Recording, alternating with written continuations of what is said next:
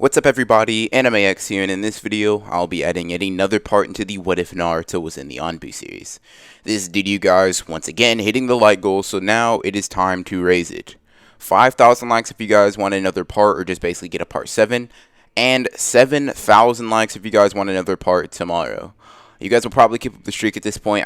I don't even know what to do. Like, if you guys want another part tomorrow, 7,000 likes in like 24 hours, go ahead and get on that. Anyways, as usual, I'll be recapping the last part of the series, then jumping into the new material. So, without further ado, let's get started.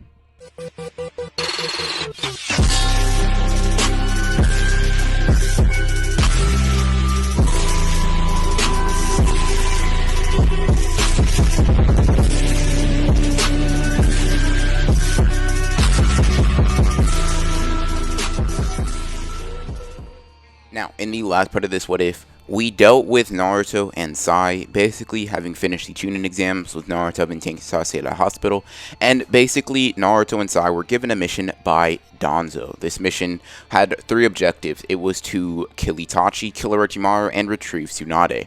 At this point in time, Naruto and Itachi are currently fighting, or they were fighting in the last part, so we'll jump back into the story with Naruto and Itachi scrapping. Now, like I said, we left off with Itachi putting Naruto in Tsukiyomi in order to stop him from inflicting any mortal injuries upon him. Now, Naruto and Itachi are currently inside the created world of Tsukiyomi, with Naruto being pinned onto a wall via Itachi's will. This is the ultimate genjutsu where I control time and space. Naruto, in this genjutsu, looks around rather calm and collected. So this is the fabled Tsukiyomi that you put my master Kakashi in, huh? Interesting. Itachi then walks over to Naruto, summons a sword from thin air, then stabs Naruto in the stomach, making Naruto slightly wince from this. Seems your pain tolerance is much higher than anyone's I've ever seen before. To be stabbed in your chest without making a noise? You make a rather impressive shinobi. Naruto spits out some blood and tells Itachi where he can stick his sword. Itachi, in response to this, to Naruto not reacting it the way he wants to, he shifts the scenario, knowing that in order to break Naruto mentally, he has to break him physically within the world of Tsukiyomi. Naruto is now on his knees with a chain connecting Naruto's neck to the ground. Alright, Naruto, let's see just how high that pain tolerance of yours is. Itachi then steps on Naruto's arm, breaking the bone inward within the genjutsu. Naruto bites down on his lip as he refuses to reduce himself to screaming like a little girl. Itachi then takes his sword and cuts off the arm, which makes Naruto slam his head into the ground as hard as possible to keep himself from making any noise. Naruto's arm then regenerates while Naruto's breathing heavy and trying to maintain his sanity within this genjutsu. I can see why Kakashi fell victim to this. This is just torture. Itachi then stabs Naruto through his chest and cuts off the arm at the same time, which makes Naruto's vision blur from the pain. This can end all once you submit, young Naruto. Naruto just spits out some blood onto the ground as he turns his head to Itachi's behind him. Naruto then, even with the sword in his chest, starts bursting into a cold, sadistic laughter that catches even Itachi off guard. Itachi then twists the blade within Naruto's body, which opens the wound even more, and makes Naruto stop laughing and claw at the ground, all just to make the pain stop. Naruto then just looks back at Itachi, blood covering his teeth. With how much internal bleeding has occurred, he just smiles. You better enjoy this while this lasts, Itachi, because when this genjutsu is over, and when I'm out of here, I'm gonna pay you back for this pain tenfold. Itachi continues on, and for weeks within the genjutsu he tortures Naruto, yet Naruto never screams one time. Naruto claws at the ground, he slams his head into the ground, he bites down on his jaw hard enough to shatter his teeth, but he never makes one noise besides speaking regularly. After all this time, however, Itachi decides that too much more of this and Naruto's body will give out, and basically since he needs to keep him as a Jinchuriki alive, he releases him from the genjutsu. So, Itachi falls to one knee when the genjutsu is over. He looks at Naruto, who's lying on the ground, completely unmoving. Then, he sees a twitch of Naruto's fingers. How is he even still conscious? What? The Tsukiyomi didn't work? Naruto then tightens his grip on his sword as he looks at Itachi with murderous intent that clouds the room, making Kisame even step back in fear. Itachi and Kisame can both feel the menacing chakra emanating from Naruto's body, which makes them slightly more guarded. Kisame even wonders if in this state he'd be able to take on Naruto, and Naruto then just looks at them and disappears. Itachi, even with his base Sharingan, can't seem to keep up with his movements as Naruto appears between both Kisame and Itachi and slams his leg directly into Itachi's skull and sends him through a wall. He's faster than before. This is all Itachi can think as soon as Naruto appears in front of him and punches him in the stomach before grabbing his arm and judo flipping him and slamming him onto the ground.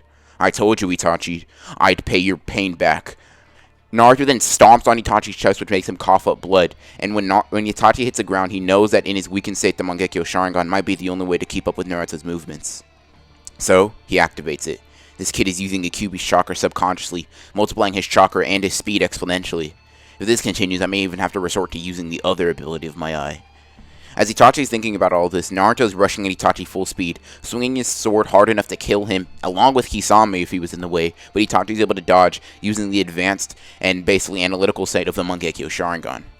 Naruto's body is creaking and cracking under the strain that he's putting it under, but he continues. Come on, body. I need you to hold together just for a little bit more. Just a few more slices, a few more punches, a few more kicks. Just stay together for me. Naruto bounces off the wall and swings at Itachi for the first time in a few minutes. Naruto lands a hit. This swing ends up only grazing his cheek, but it's progress. Itachi's blood drops to the ground, and in that instant, Naruto attacks, his Sharingan seeing something suspicious. Naruto then stops his attack right before he's going to bring his sword down, and he just looks at Itachi's other Mangekyo Sharingan, gather up a large amount of chakra into its eye. Just like Tsukiyomi, Itachi has something planned. Better be on guard. Just as Itachi is about to attack Naruto as well, both Naruto and Itachi hear a scream from someone at the end of the hallway. Naruto then turns and sees Sasuke at the end of the hallway with his Sharingan activated and the Chidori being formed as it burns at his skin. Itachi! I've come to kill you! Sasuke then rushes at Itachi full speed when Itachi just looks at him, ready to take Sasuke out. Sasuke, he's too strong for you, stop! Naruto then realizes that as the rage is consuming him, and it's not allowing him to think straight, and assess that Itachi is much stronger than he could possibly even fathom. So, in order to save him, he decides to take action. He instantly appears next to Sasuke in the middle of his Chidori attack and chops him in the neck, which knocks him out before he could attack Itachi and get bodied by him. Naruto then throws Sasuke onto his back and uses some spare bandages he has to tie Sasuke's unconscious body onto his spine. Naruto then gets back into an offensive stance as he stares directly at Itachi's forehead, already having experienced Tsukiyomi and not wanting to deal with that genjutsu again. I only have enough strength for a couple more bursts of speed. I'll have to kill Itachi with the little energy I have left, and then escape from Kisame. Naruto then strains as his Sharingan is ready to go. Naruto's body tenses up. His legs feel chakra pumping to them. Naruto's body is full of energy and adrenaline as he's get ready. Naruto then rushes at Itachi, full speed, sword in hand. By this point though, Itachi is starting to lose stamina due to him using Tsukiyomi and having chakra allotted for Amaterasu in his eye. Now, as Naruto charges him, Itachi launches Amaterasu, although Naruto is able to block this using his sword to hold back the black flames. Naruto swings at Itachi, which prompts him to leap into the air to dodge this. I have one last chance to end this here. Naruto then drops the sword which has been consumed by the fire, turns on a dime, and leaps at the airborne Itachi. As the sword drops from his hand due to the fire spreading to the hilt, he pulls out a kunai as Itachi pulls out one of his own, and the two stab each other directly in the chest. Naruto stabs Itachi lower in the chest, closer to his stomach as the kunai, and Itachi stabbed Naruto in the chest with his kunai as well. As this happens, both of them fall to the ground, bleeding excessively. Kisame walks past Naruto, who was dropped to the ground, and picks up Itachi, and then looks at Naruto, who even with one of his lungs being pierced, is still pushing himself to survive and finish the mission. We underestimated you, Naruto, and to show you a little respect in battle, I'll allow you to live just this once. I need to get Itachi back to the infirmary, so if you survive this wound, we'll be back. But this time, I'll lop off one of your legs just to make sure. Kisame then rushes off with Itachi, knowing that if he does not get him basically somewhere where he can get his wound fixed, Itachi will die extremely soon. Naruto just ignores this and continues to crawl, dragging himself along with Sasuke on his back across the floor as he bleeds, leaving a trail of blood behind him. As Naruto crawls and clings to the tiny strand of life that he has left, he slowly starts to close his eyes and drift off. I have to succeed in my mission. I have to learn about them. If I just succeed, Lord Danzo will finally tell me. He then coughs up a ton of blood, finally succumbing to the wounds. Naruto continues to fight to stay conscious, even with the amount of blood that he's lost at this point slowly killing him. Finally, Naruto passes out in the hallway as he continues to bleed onto the floor. Now, upon passing out, Naruto's mind goes back to when he was just a kid, even before the time when he was recruited into the Anbu Black Ops, before he was trained and indoctrinated by Danzo. He looks at his childish self, and even when Naruto had not been acknowledged by anyone, he seemed happy. An emotion that, now, as someone who's under the thumb of Danzo, he no longer feels. Naruto just watches for hours as his 3-year-old self has the imagination and has dreams and aspirations that he no longer has. I'm going to become Hokage. Believe it. Naruto is shocked to hear those words come from his mouth. Even when it was only 10 years ago, he really forgot that his biggest dream at the time was to become Hokage. In this dream state, Naruto cracks a smile. Then he is sent to another flashback as he sees himself from a much more recent time in the Land of Waves mission when he sees Sasuke training as hard as he could to catch up to him. And at this time, he looks at him. Then he is sent to another spot. He sees a sparring match with Sasuke, or he sees the promise that he made. When Naruto sees this, he remembers that the promise he made in the hospital to Sasuke. I swear that I'll have my sparring match with you, Sasuke, even if it's the last thing I'll do. When Naruto remembers this promise, this is the only sentence that stays in his head. I will not go back on my word. This sentence keeps repeating as Naruto tries to fight and bring himself back from the brink of death and come back. I want to live. I want to fight. I want to win. I want to keep my promises. Naruto's perspective then shifts once more as Naruto finds himself in a black space that seems completely and totally empty. Naruto looks around as he searches for a way out of the darkness. As he looks and he feels this feeling of dread behind him. He starts running in the opposite direction of that, and as Naruto runs and runs and runs for seemingly hours at a time, almost as if he's in the Tsukiyomi state, he starts to see a light shining through the darkness.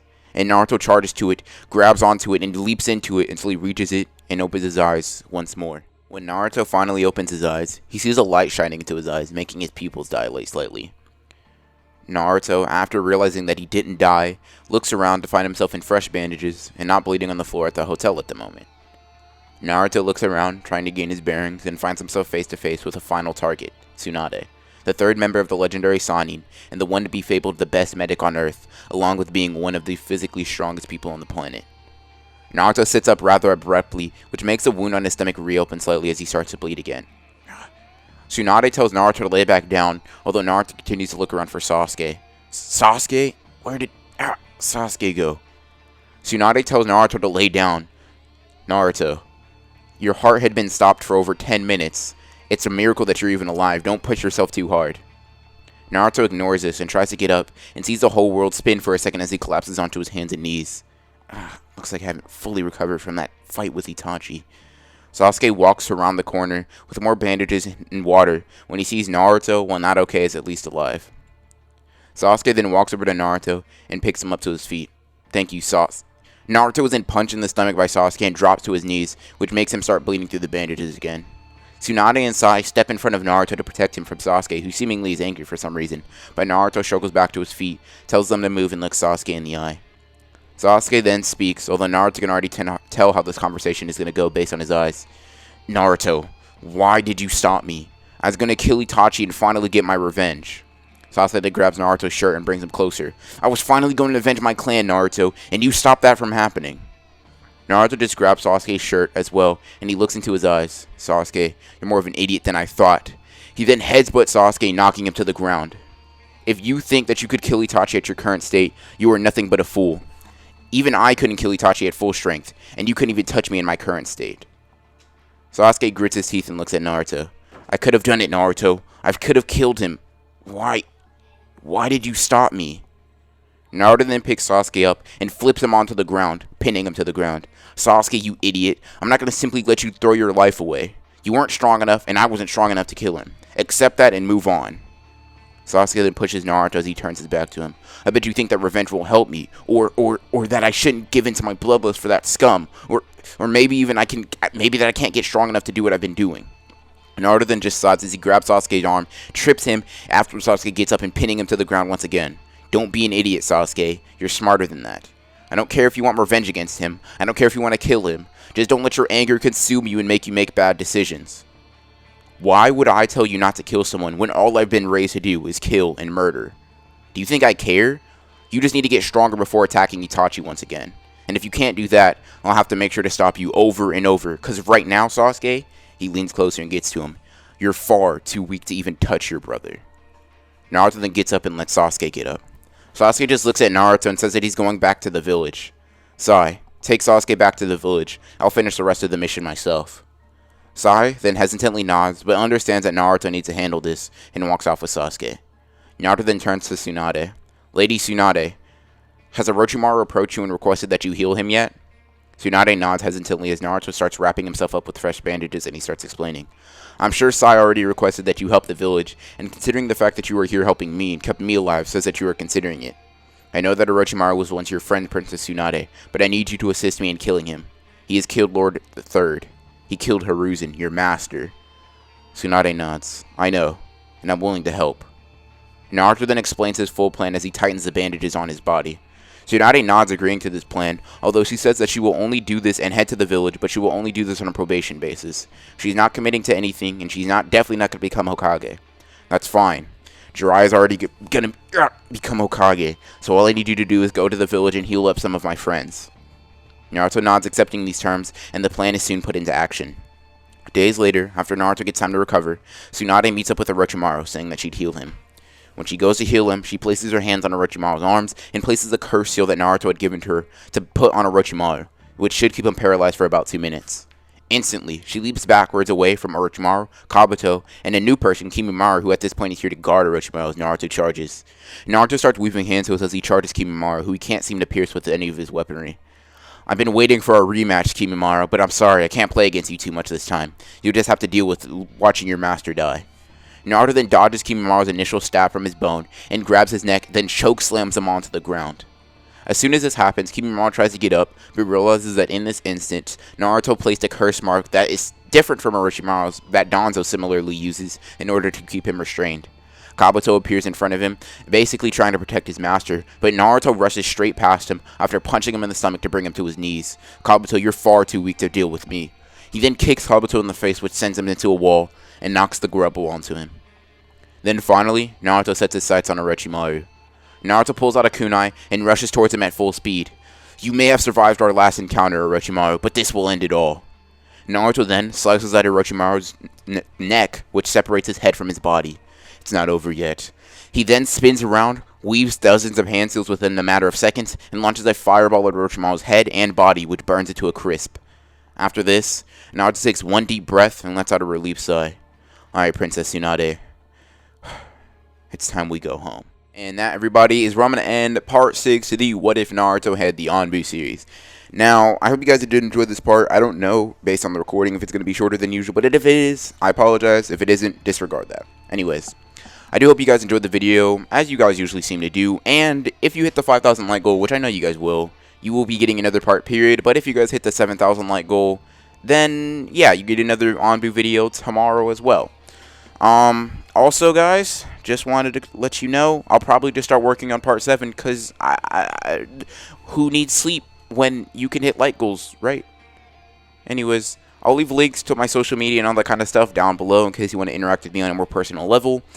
And, as always, subscribe if you haven't subscribed already. Like, what are you doing if you haven't subscribed? Like, just click the subscribe button right there. But anyways, hope you enjoyed the video, and as always, guys, this is Anime X, starting the script for part 7 already.